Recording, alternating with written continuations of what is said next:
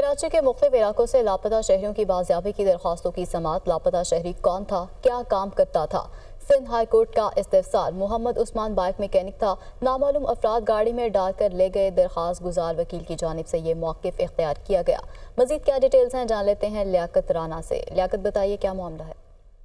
देखें, आज Sindh high court में 3 शहरियों की गुमशुदगी के खिलाफ दायर दरखास्तों की समाअत हुई थी, जिसमें सिंध हाई कोर्ट के जस्टिस सलाहुद्दीन पंवर और जस्टिस अमजद अली सेतो पर मुश्तमिल डिवीजन बेंच ने दरखास्तों की समाअत की। जब समाअत शुरू हुई तो अदालत ने इस्तफसार किया कि लापता होने वाला शहरी कौन था और वो क्या काम करता था।